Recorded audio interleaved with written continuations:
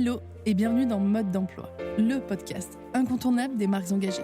Je suis Audrey, styliste, consultante et hackeuse au service des entrepreneurs mode et lifestyle. Depuis 2018, j'accompagne les créateurs et créatrices pour donner vie à leurs projets en partageant les conseils et les secrets bien gardés des grandes marques pour réussir. Dans ce podcast, nous allons pirater les techniques et méthodes de l'industrie pour les mettre entre les mains de marques indépendantes comme la vôtre. Alors que vous souhaitez créer votre marque en partant de zéro ou lui donner un coup de boost en vendant plus et mieux, vous êtes au bon endroit. Mes très chères créatrices, je suis ravie de vous retrouver pour un tout nouvel épisode de Mode d'emploi qui fait partie de la série spéciale La Notice. Donc le principe, c'est que je publie une boîte à questions sur Instagram. Vous me posez votre question, votre problématique du moment et moi j'y réponds dans un épisode court en vous donnant ma notice sur mesure rien que pour vous et je vous dis en quelques étapes comment j'aurais fait si j'étais à votre place. Aujourd'hui, c'est un peu particulier puisque la boîte à questions, j'ai posté une boîte à questions là et j'ai déjà eu une question et je me suis dit ok, en fait je vais répondre à cette question là en direct parce que ça m'intéresse de le faire de suite. Donc c'est un épisode qui est normalement court, qui est concret, qui va à l'essentiel et surtout qui est sans montage. Donc là, c'est un peu particulier, donc, je vous disais, puisque j'y vais sans aucun plan, sans aucune réelle idée de ce que je vais vous dire, mais je sais que je suis capable de le faire. Donc je sais pas si ce sera court ou long, on verra. Mais on va commencer. Donc cette question, elle a été posée par la créatrice de Kibaya Paris. Donc je suis désolée, on échange régulièrement, mais j'ai pas ton prénom, en fait. Je me rends compte que j'ai juste le nom de ta marque. Et la question, c'est comment réussir à vendre? Et voilà, je voulais vous répondre rapidement, je voulais répondre à cette question rapidement parce que c'est une question qui est vaste. C'est une question qui est que tout le monde se pose évidemment, mais c'est une question qui est très vaste. Donc ma réponse, je vais essayer de la faire la plus claire possible, mais potentiellement ma réponse, elle va couvrir pas mal de sujets. Alors, comment réussir à vendre quand on a une marque de vêtements? C'est une question que beaucoup déjà se posent un peu trop tard, dans le sens où c'est pas la question qu'on doit se poser au moment où on lance sa marque. Enfin, on lance la collection en vente. C'est-à-dire que c'est une question qu'on doit se poser en amont. Déjà, savoir mon système de vente, c'est important de le définir au moment où je crée ma collection, puisque ça influence mes prix, ça influence mon planning de création. Si je vends en boutique ou si je vends sur mon propre site internet, je ne vais pas créer la collection de la même manière et dans le même délai. Donc ça, comment vendre, par quel système je vais vendre, c'est important de le définir déjà plus tôt. Mais surtout, s'intéresser à la vente, c'est un truc qu'on doit faire vraiment très tôt. Et même, j'ai envie de vous dire, si vous créez votre marque de vêtements, il faut que vous ayez au fond de vous l'envie, la motivation et l'intérêt pour la vente. C'est primordial parce que créer une collection et une marque, c'est oui de la créativité et donc de la création, mais c'est aussi quand même de l'entrepreneuriat et donc de la vente pour pouvoir vivre de son projet, sinon c'est du bénévolat. Donc, comment réussir à vendre? C'est déjà s'y intéresser, c'est déjà se passionner pour ce sujet-là. C'est déjà savoir quels sont les systèmes de vente qui me plaisent, comment j'ai envie de vendre. Est-ce que je veux vendre en ligne? Pour quelles raisons je veux vendre en ligne? Est-ce que je veux vendre en ligne parce que c'est moins cher et que ça me paraît moins compliqué que d'aller voir des boutiques? Est-ce que je veux vendre en ligne parce que tout le monde fait ça ou parce que concrètement j'adore la vente en ligne? Je suis passionnée par le marketing digital, voilà, les raisons, elles sont déjà différentes. Donc pour savoir comment réussir à vendre, commencez par savoir comment vous avez envie de vendre, hem, en termes de passion. Là, je parle vraiment, en termes ouais, des besoins, quoi. C'est-à-dire que si vous adorez le contact avec la clientèle, vous adorez, vous rendre, par exemple, sur des marchés de Noël et cetera. Donc là, je dis ça parce que j'enregistre l'épisode en pleine période de Noël. Mais voilà, si vous aimez, être au contact des clients, potentiellement, vous allez mieux réussir à vendre sur des pop-up, en boutique, pendant des événements et cetera, pendant des marchés. Et potentiellement, vendre en ligne, ça vous plaira beaucoup moins parce que, c'est moins humain et ça manque de lien pour vous. Je sais pas si je vais monter cette petite toux, si quand même je l'enlève alors que je promets que c'est un épisode sans montage. Peut-être que je vais même garder, voilà.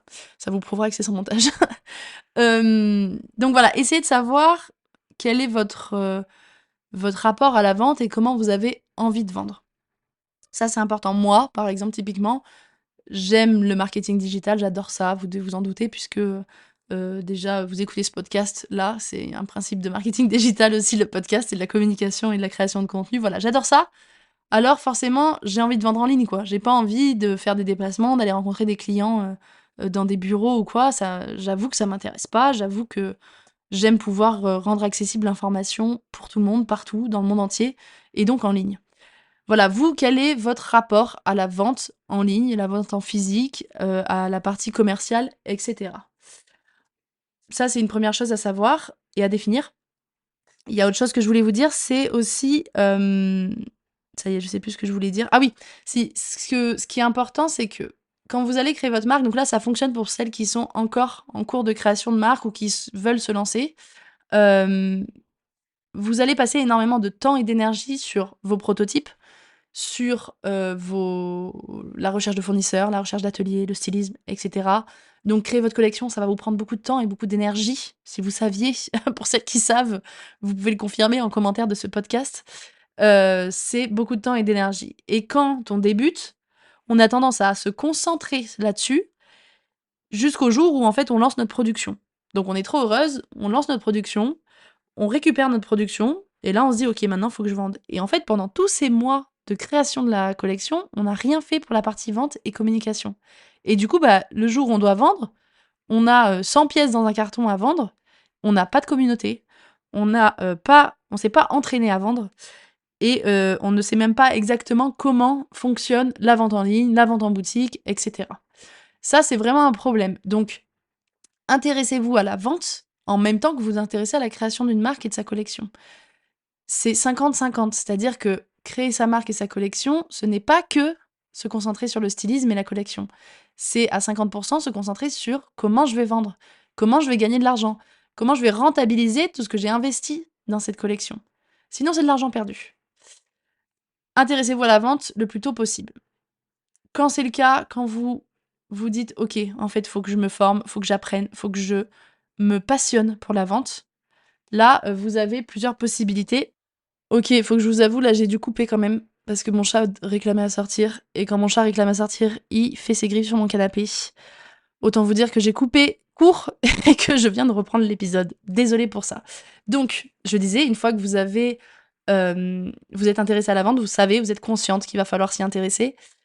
Maintenant, concentrez-vous sur un canal de vente, c'est-à-dire concentrez-vous uniquement sur la vente sur votre site, la vente dans une boutique, dans des boutiques professionnelles. Voilà, concentrez-vous sur comment je veux vendre. Si vous voulez lancer votre marque avec des préventes sur Ulule, par exemple, concentrez-vous là-dessus.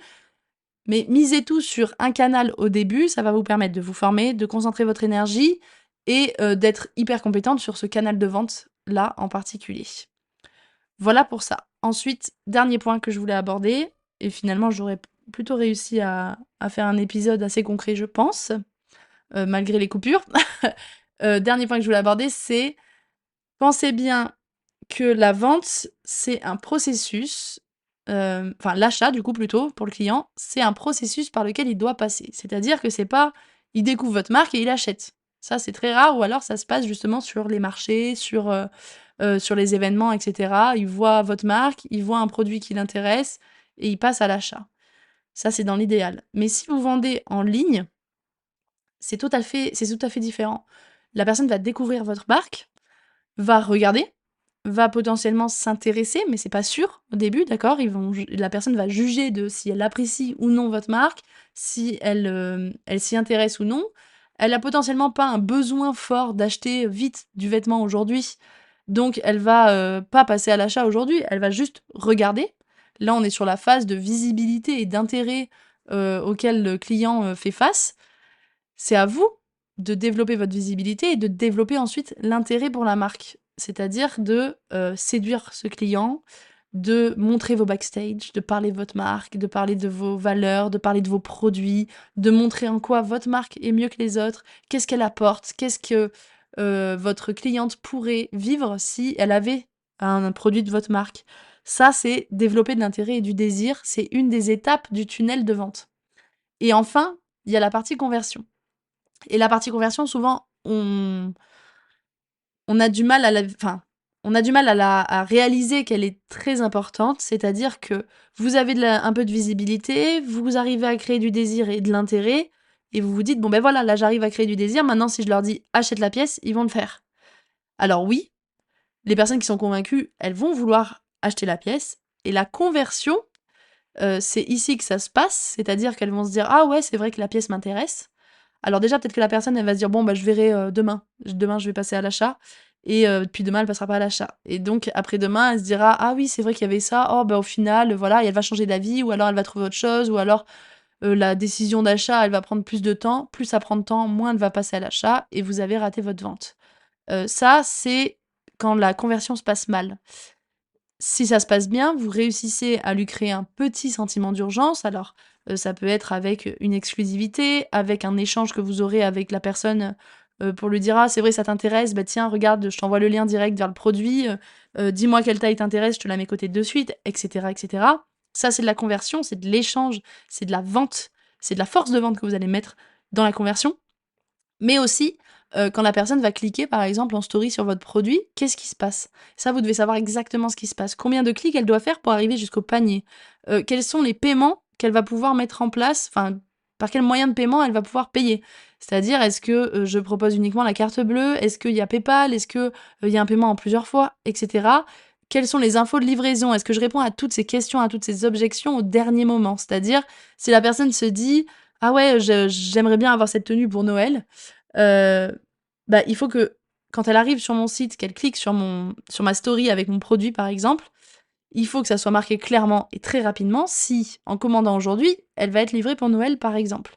Donc, réfléchissez vraiment à cette partie conversion parce qu'on l'oublie souvent. On se dit que convertir, c'est simplement convaincre, mais convertir, c'est faire tomber toutes les barrières une à une qui pourraient, s'interposer entre j'ai envie d'acheter et je rentre ma carte bleue et je valide mon paiement. Et ça va même un peu plus loin, c'est-à-dire que, imaginons j'ai un problème de paiement, ou ça fonctionne pas, ou j'arrive pas à sélectionner la bonne taille, je trouve pas ma taille, et cetera. Il faut que vous, en tant que créatrice, vous ayez mis tous les outils en place pour que la personne, elle puisse vous contacter facilement pour vous demander si les tailles seront bientôt disponibles, si vous pouvez l'aider, parce que le moyen de paiement ne semble pas fonctionner.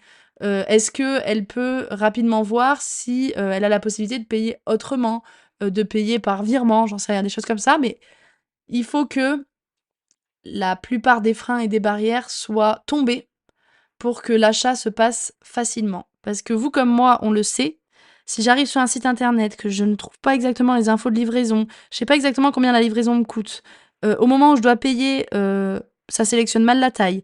Le moyen de paiement, c'est, compliqué à entrer parce qu'il faut que je sorte ma carte bleue ou alors parce que, j'ai pas la possibilité de payer de telle ou telle manière. Je vais rapidement quitter le site internet et m'en aller de ce site et ne jamais passer à l'achat, et donc je n'aurais pas converti la personne en question. Voilà pour, cet épisode. J'espère avoir répondu. Donc comme je disais, c'est une question qui est très vaste, mais il faut s'y intéresser à la vente. Et pour, à la limite, te répondre plus clairement, comment réussir à vendre? Ça va être commencer par s'y intéresser et se passionner pour la vente. Pour ça, si tu veux, moi j'ai des formations sur le SEO, sur la newsletter et sur la vente en boutique. Donc ça fait partie de la Brain Booster Academy, ça va te permettre d'apprendre à vendre plus, mieux, en fonction de tes envies et de ta manière de vendre, que ça soit en B2B ou sur Internet. J'espère que cette notice vous aura été utile à tout le monde. N'hésitez pas à me laisser un petit commentaire et 5 étoiles sur la plateforme d'écoute de votre choix. Mes très chères créatrices, merci d'avoir été à l'écoute. Continuez de transformer vos rêves en réalité. Prenez soin de vous et à bientôt pour un nouvel épisode.